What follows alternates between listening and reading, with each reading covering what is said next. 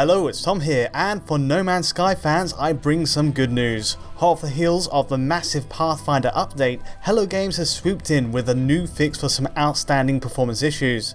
Patch 1.23 now improves performance by up to 5 frames per second compared to 1.21, with the engine being optimized since the last patch.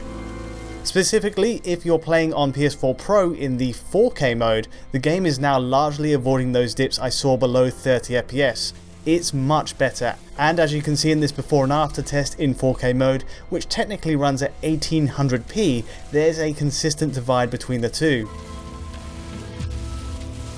Yes, it's a far cry from 60 FPS, but that's inevitably down to the higher fill rate demands put on PS4 Pro to hit this 1800p native resolution. It was expected, and in this case 30 FPS is a much more reasonable target. Of course, if you do want 60 FPS from No Man's Sky on console, it's better to simply switch your PS4 Pro to 1080p from its settings menu, and then boot the game to run at a faster refresh. It ran almost perfectly at 60 in our last test, and that's still true on this latest patch. Running at 1080p and 60 FPS on Pro is still my preferred way to play, but the snag is you still have to manually select that resolution in your PS4's video settings for it to work. Really, it'd be far better to have an in-game option for this. Still, the more interesting part of patch 1.23 is frame rates for 4K selected. You get up to a 5 FPS boost, meaning looking down to gather resource no longer drops to the mid-20s, and 30 FPS is attainable. Better still, this update also adds an option to cap the frame rate at 30 FPS, so it's a perfect combination. This means you now have a perfectly frame-paced line at 30 if enabled, exactly what we wanted on PS4 Pro. I say this because until now, we had no choice but to play this 4K mode completely unlocked, meaning a range of 30 to 50 FPS that never felt great in motion. It couldn't hit 60 and still can't, but with this combination of performance optimizations and the option to cap at this half refresh, a solid 30 FPS with barely any drops is now an option if you want it. All positive news for PS4 Pro owners then, and there's no forcing of your hand here. If you prefer to leave it unlocked as before, you can. But here's a curious wrinkle. Not only do we get this 30 FPS cap on PS4 Pro, but the standard PS4 as well, where until now it's always had a 30 FPS ceiling. For the first time on the original PS4, we can now unlock the frame rate to see exactly how fast the engine runs here. The results are pretty interesting too.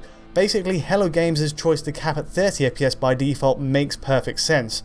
On the one hand, space stations run at a convincing 60 FPS on a regular PS4, which of course renders at a native 1080p. For comparison, I thought it would be interesting to see this put against the PS4 Pro running at 1800p via that 4K mode, and it's curious to see that boost in pixel count has PS4 Pro falling slightly short overall, with frame rates left to fly up and down the graph.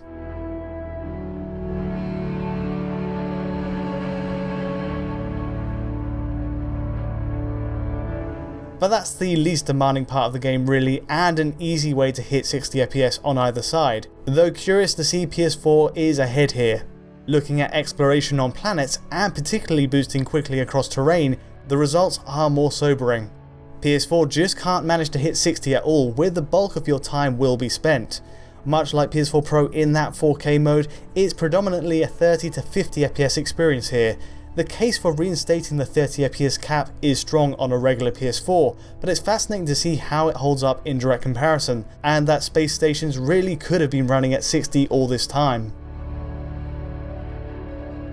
A more realistic and fair unlock test between the two machines is to have both run at 1080p, and so with 1080p selected on PS4 Pro on the right, it rules the roost in this area. If you're looking for the smoothest way to play No Man's Sky on console, this is the ticket.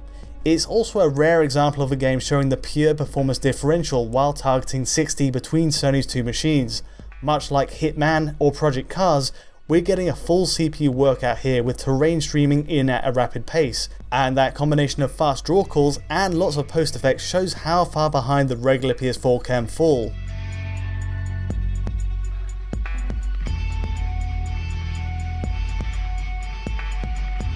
As an aside, the Pathfinder update's new Ambient Occlusion still looks a little off, especially indoors, and the light shaft effect is still missing on both PS4 consoles, something that continues to look great on the PC version. Needless to say, it's still a pleasing turnout though. We have upgraded performance and also options to play the game how we like on PS4 hardware, old and new.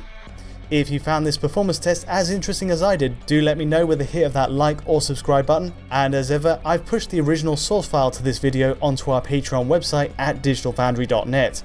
Until next time though, thanks for watching.